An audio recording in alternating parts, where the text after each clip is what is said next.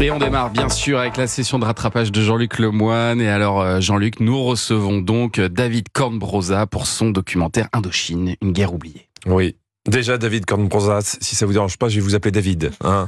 Pour des raisons assez claires j'ai pas eu le temps d'aller chez l'orthophoniste. Très bien.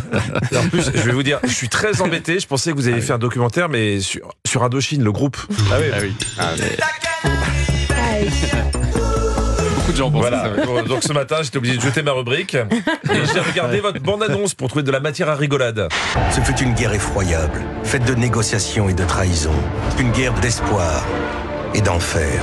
Un terrible gâchis. Voilà, c'est là que j'ai appelé Thomas pour lui demander si t'es sûr de pas vouloir inviter Nicolas Sirkis. Non, plus sérieusement, je voudrais vous remercier pour deux raisons. Un, vous êtes le seul invité à avoir accepté de venir un 1er mai. Donc sans vous, on était mal. Et deux, je vais me précipiter sur votre documentaire car ma mère vient d'Indochine et donc c'est une guerre qu'elle n'a pas oubliée. Donc merci de l'avoir fait, vraiment. Et alors Jean-Luc, pour votre session de rattrapage, vous avez regardé toute autre chose, Oui. Marié au premier regard. Exactement. Alors pour ceux qui n'ont jamais vu l'émission, le concept est simple. Une femme et un homme qui ne se connaissent pas ont rempli un questionnaire type j'aime, j'aime pas. Et s'ils ont un fort pourcentage de points communs, ils se retrouvent à Gibraltar pour se marier. Bref. S'ils aiment tous les deux la plage et les pépitos, hop, c'est bon, mariage. Ludivine. Consentez-vous à prendre pour époux Raphaël, François, Xavier, Alfred, ici présent? Petite précision, Ludivine va épouser Raphaël qui a 4 prénoms. Ah oui, d'accord. Elle va pas épouser 4 maris. Ah d'accord, oui. Non, je précise parce que je vois Anissa qui est déjà en train de réserver un billet d'avion pour un billet d'avion pour Gibraltar. Ça sympa, ouais, Ah oui, comme idée. gourmande. Non, sérieusement, c'est assez mystérieux ces tests de compatibilité. Ça répond à quelle question exactement? Voici peut-être un élément de réponse. Cette nuit, on a découvert ce besoin d'avoir ce contact et ce lien tactile. Clairement, on est compatibles sur ce point-là. J'imagine leur questionnaire. Tu apprécies de toucher la personne que tu aimes? Clique dans le carré pour prouver que tu n'es pas un robot. Bah évidemment qu'on touche la personne qu'on aime. Si on reste à 3 mètres, c'est pas un couple, c'est de l'escrime. Tracy et Flo sont passés par la case mariage, eux. Et pour l'instant, tout va bien. Flo est sur un nuage, et quand il est content, il utilise plein de métaphores. C'est crescendo, enfin c'est même plus crescendo, là c'est on est capot ouvert, pédale d'accélérateur à fond. J'avais dit que j'étais un bas de jeter les péages, mais là j'ai l'impression qu'il y a les barrières, ça y est. Oh là là, il est parti loin là. Ouais, il est comme ça, Flo, c'est un mécanicien de l'amour. Si vous voulez vous faire nettoyer le filtre à particules, c'est votre homme. Il a une petite bougie, mais elle fait des étincelles. Et si vous êtes sur la bande d'arrêt d'urgence du sexe, il peut venir vous remplir le réservoir. Ses jerrycans sont pleins. Non, J'ai encore plein d'exemples si vous voulez. Non, Merci, non, ça ira. Vous avez Merci, ce qu'il vous faut. Ok.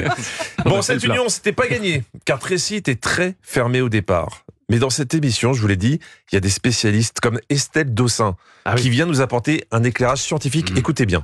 Difficile de reconnaître dans cette jeune femme amoureuse et qui ne s'en cache pas la Tracy d'il y a quelques semaines.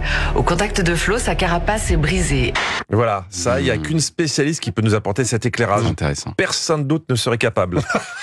Le problème, c'est que 5 minutes plus tard, je vous promets que c'est vrai, on a eu cette voix off.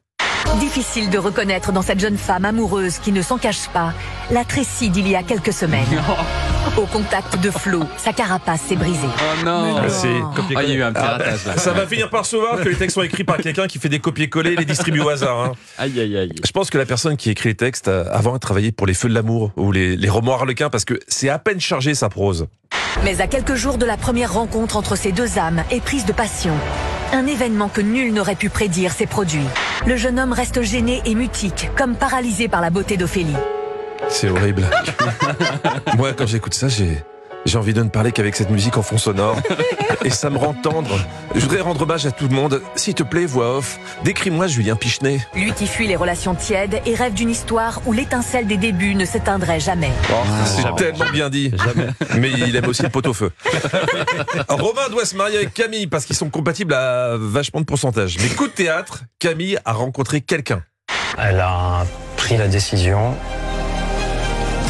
de mettre fin à l'expérience. J'ai rencontré quelqu'un il y a quelques semaines dont je suis vraiment amoureuse.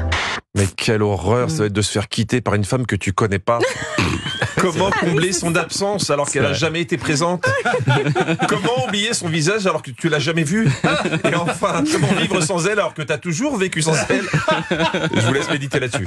C'est vrai, en plus on a de la peine. On a de la peine. Bien sûr, c'est émouvant. On arrive à être ému par ça. Rien ne lui échappe à ce Jean-Luc Lemoyne, il est très très fort. Merci Jean-Luc, qu'on retrouve demain et d'ici là en replay sur europe1.fr. Restez avec nous sur Europe 1 dans un instant, la suite de Culture Média avec Thomas. Il est votre invité ce matin, Thomas. David Cornbrosa, on va parler de ce documentaire événement à voir sur France 3 ce soir, Indochine, une guerre oubliée. À tout de suite sur Europe 1.